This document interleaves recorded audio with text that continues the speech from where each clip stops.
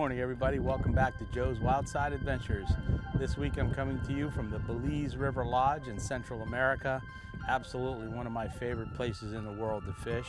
We're going to be after some bonefish, some tarpon, hopefully a snook, and the ultimate prize, a permit. But you never know. They come and go. We'll take anything we can get. We're fighting some windy conditions out here, but we got here in this little lagoon. It seems to be okay, so we're going to give it a shot. So stay tuned. When we come back, Joe's Wildside Adventures with the Belize River Lodge in Central America.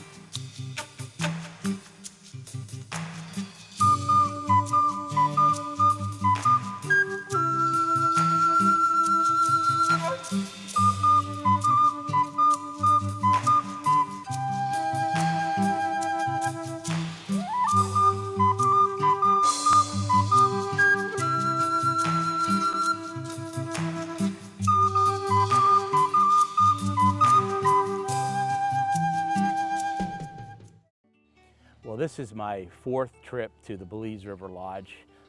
It's such a great place to come and fish. You read about fly fishing in salt water, and you know, Belize River Lodge offers the bone fishing, the tarpon fishing, the permit fishing, and the snook fishing all in the same area, in the same flats. The really unique thing about the lodge is you fly into Belize City, Central America, and it's literally a 5-minute ride to the boat dock from the airport, and then a 10-minute skiff boat ride up to the lodge. So it's really easy to get to. This year was kind of unique for me. It was very special because I got to have my daughter, Stephanie, with me doing the camera work. So we were going to turn this into a fishing trip and a father-daughter trip and do a little bit more outside of fishing. And you know, we got here and the winds this season seemed to be very, very high. So it was a little difficult sometimes on the flats. So we found other things to do, and it was such a nice mix because usually when I'm here in Belize, it's all fishing, and it's fishing from 8 o'clock in the morning until 5 p.m. But this trip was a little different. We got out in the boats our first day and right away went through the Mangrove Cathedral. It's about a 2.5-mile stretch of covered mangrove, and you're actually going through a tunnel. These root systems are just amazing to see. The trees, the vegetation, the water, the life in the water. You could see the little fish swimming around. And traveling through there was just such a cool experience. So our first morning, we had windy conditions, so we decided to try the Sabone River. And we got up on the river. The water was a little bit high, but it was calm, and we were out of the winds because you're actually fishing in these channels. And at points, the river is only maybe 30 to 40 yards wide. So traveling up through the river allowed us to get some good casting opportunities. We fished a lot of little pockets, and it wasn't very long before I hooked up with my first little tarpon. Oh, there we go. There you go. Tarpon. Yeah, it's about 3 months when you hit it. When you jump again, you... Yep, bow to the king. Yeah. Yo, little baby tarpon. Righty. Right underneath that mangrove bush over there. He hit that really close to the boat too. Yeah, they're not boat shy. No. There. There we go. Nice way to break the ice. Yeah, get the skunk off. Yeah. And little baby tarpon. Good way to start. Get him back in. Thanks, Yeah. pal. Good way to get the skunk off. Now that we got our first fish in the boat, we just kept proceeding up the Sabone River, trying different pockets, and saw some nervous water, some bait fish moving around, and decided to throw into this little pocket. And sure enough, there was a nice little snook sitting in there. Got a little snook to come out of that mangrove patch over here. Just wants to dive. He's not very big, but he's fighting pretty good. Yeah, they're very strong fish. Jump into the net. Right. Okay. Little snook. Pretty fish. See the black line? They're real distinct. Coming down the side. Big mouth like a largemouth bass. Okay, buddy. There he is. There he is.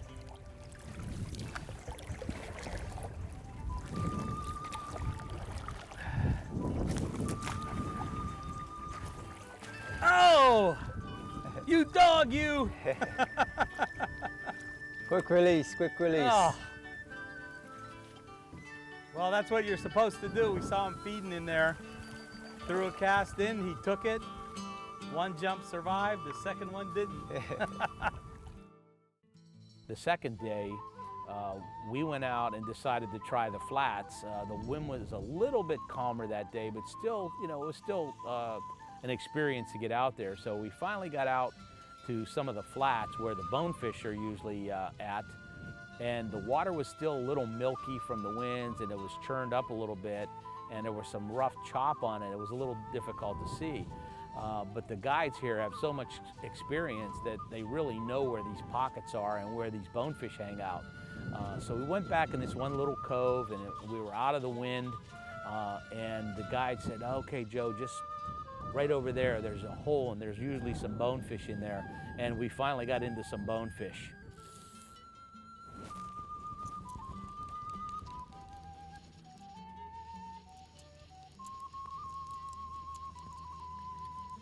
He hasn't made his run yet. I'm surprised. He's coming right in. Little one. There, our first bonefish.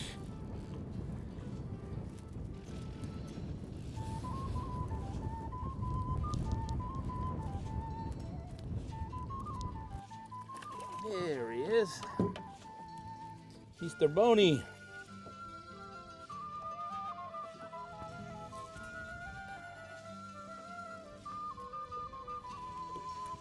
There we go, first one of the day. There we go. Got a good set on him. Coming right at us. There he goes. This was a little better one.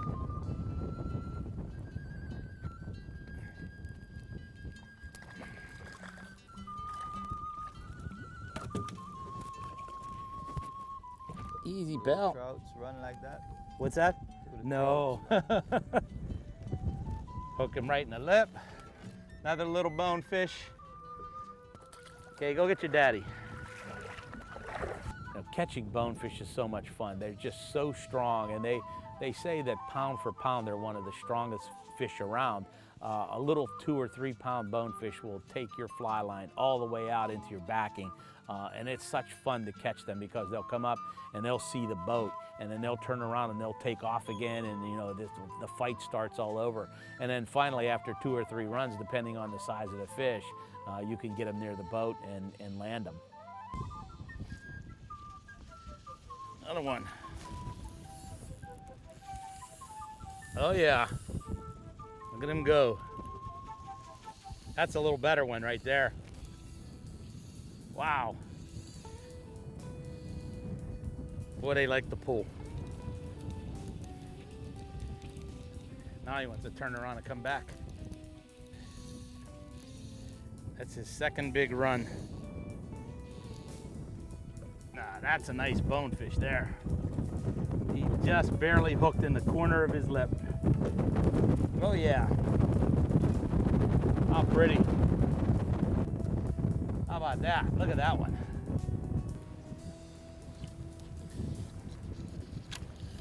Oh yeah. Another nice one. That one there made a good run. Yeah. Took me all the way to the backing. We'll see if he sees the boat and gets nervous and goes out again. Whoa! He has a lot of energy there. Yeah. All right. I haven't seen this one yet, but he's a nice size. Good bonefish. Come on, pal. Sooner I get some pictures of you, I'll let you back. All right, look at that. Beauty. After about the fourth or fifth bonefish that I caught in that hole, the weather started to move in and it started to rain a little bit. So I asked Steph if she wanted to do some fishing while the weather was not conducive to filming, and she said sure. So she got up on the boat and got the fly rod out, made a few casts, and sure enough hooked up into a really nice bonefish. She fought the bonefish for several minutes. It took a couple of runs on her.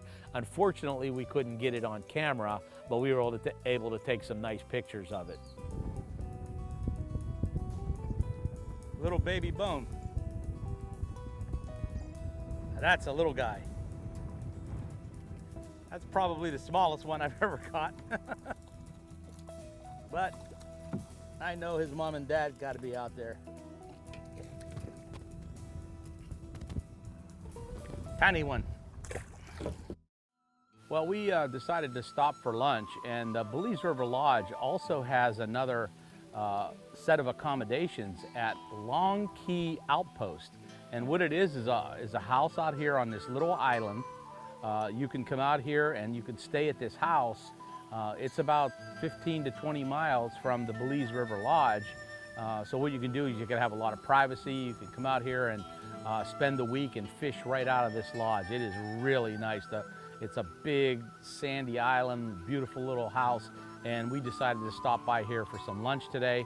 And there's a coral reef right up the beach here. We're gonna go do a little bit of snorkeling too. So one of the treats we have for us today, Candido, who is the caretaker here at the outpost, is gonna prepare us some fresh coconut.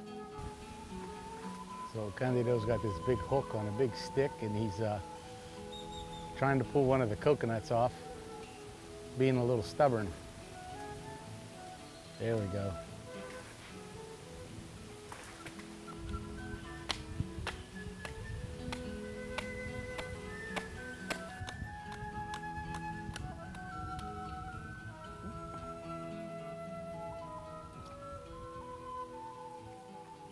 All right. Right from the coconut.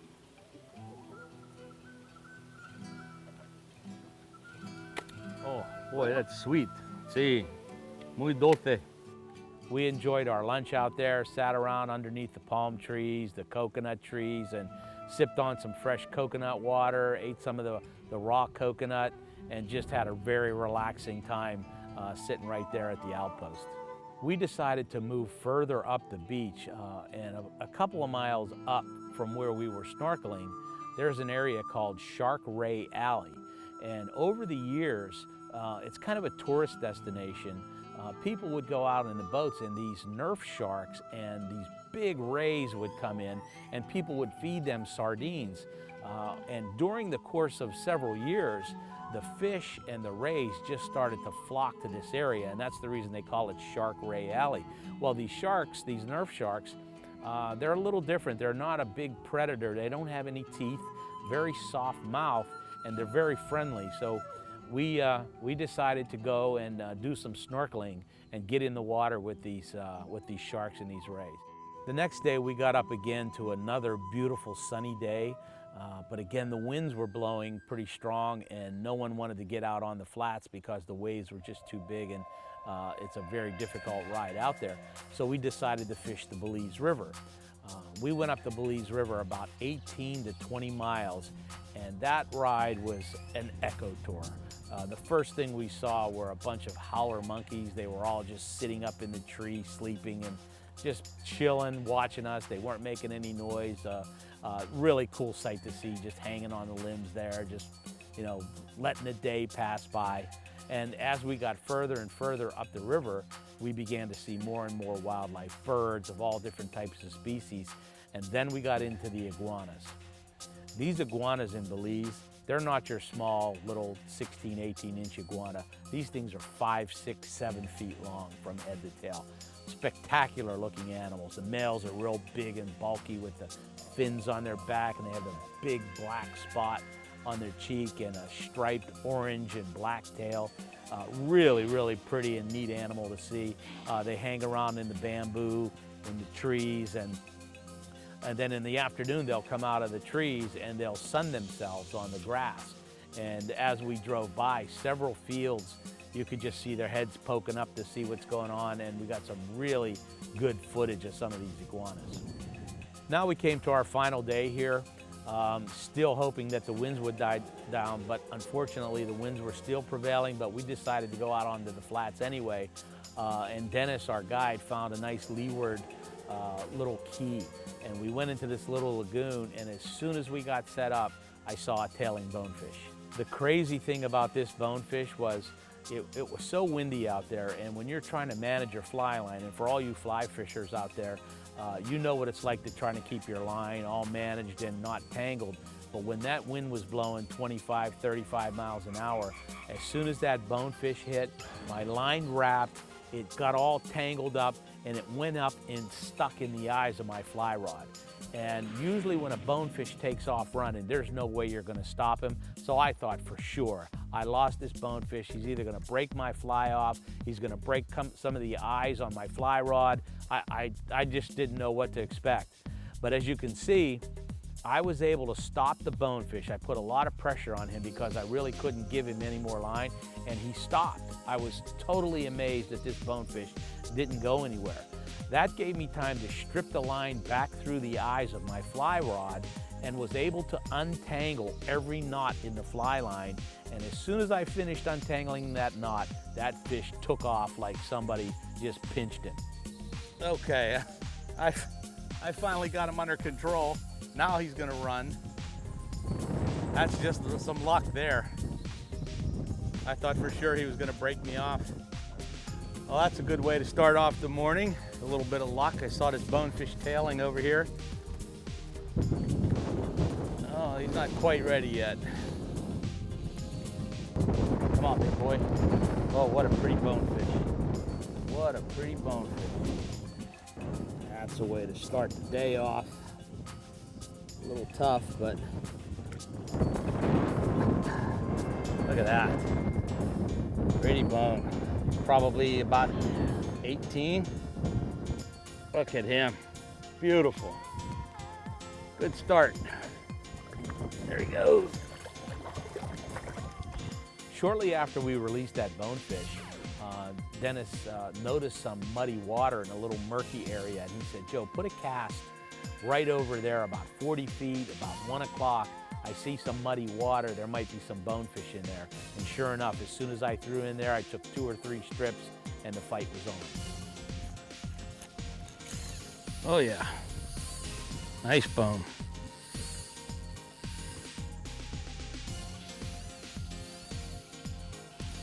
Oh,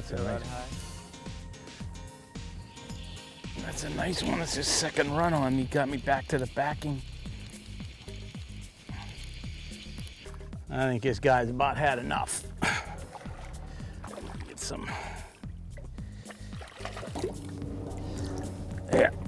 Oh, that's a pretty bonefish. Look at him. Easy, buddy. Look at that. Hey, stay tuned, everybody. When we come back, more Joe's Wildside Adventures at the Belize River Lodge. Okay, pal. As we finished fishing that stretch of water, we decided to pick up all of our equipment and move about a 20-minute ride away. So we packed everything up, and we got in the boats and we took off. And about 15 minutes into our trip, we noticed some dolphins way out in the middle of the water. And they didn't seem to be moving too far or too fast, and they were just kind of hanging around. So we slowed the boats down and we actually cruised right up to the dolphins, and they actually turned and came right up to the boats. We got some fantastic footage of these dolphins, and shortly thereafter, 2 more came. So there were a total of 4 dolphins right at our boats. Stephanie and Mike, her guide, decided to put the snorkel gear on and jump in the water and see if they could go and play with these dolphins. Well, these dolphins hung around for a good 15 or 20 minutes. They put on an aerial show. They would come to the boat, they would take off swimming and then do these multiple jumps. It was almost like they were showing off for us. Steph was a little nervous to get in the water with them at first, but once she got in and took a look, she could see them passing by. They never really got close enough to touch, but they were within, 10 feet. And what a great experience to film that and watch Stephanie as she was swimming along the dolphins, and watch the dolphins as they interacted with us and just more or less came around to hang around and say hello and hey, have a nice day. That's something I don't think I'll ever forget. If you would like some information on the Belize River Lodge and how you can come down here and fish, go to www.belizeriverlodge.com and check this place out. You will absolutely love it if you're into fly fishing, if you're into conventional fishing, or if you would just like a tropical getaway. Give Mike, Marguerite, or Misha a call. I'm sure they'd be glad to hear from you, and tell them that Joe sent you. Hey, that's going to do it for this week's show, folks. I want to thank you for watching Joe's Wildside Adventures. Make sure you stay tuned for Cooking on the Wildside coming up next. We'll see you next time. Hello, everybody. Welcome back to Cooking on the Wildside. Again, I'm at one of my favorite places on the planet, the Belize River Lodge. And every time I come here, I get to spend some time in the kitchen and learn some of these amazing local Belizean dishes. So today, the chef Soli. Hi, Soli. Hi. How are you? I'm very good. You're very good? Good. She's going to show us how the Belize River Lodge makes their ceviche. And today we're going to use a jack crevel. It's a fish that one of our guys caught yesterday. And we're going to put all the ingredients together, and we're going to serve a shrimp ceviche, which is already in the refrigerator because the ceviche takes a couple of hours, right? Okay, so why don't you tell all of our friends at home how you make your ceviche. This evening we are going to have the fish right here is the jack. We have the lime juice, the onion, tomatoes, cilantros, black pepper, salt, and habanero pepper. We're going to put the fish in the dish. Then we're going to put the tomatoes in. Put some onions, then the cilantro. Then we put some of this lime. 1 tablespoon of salt, half teaspoon of black pepper. Okay, we're going to put more of the lime. We could put some habanero pepper. Now you're going to put this in the refrigerator for Yes, how long?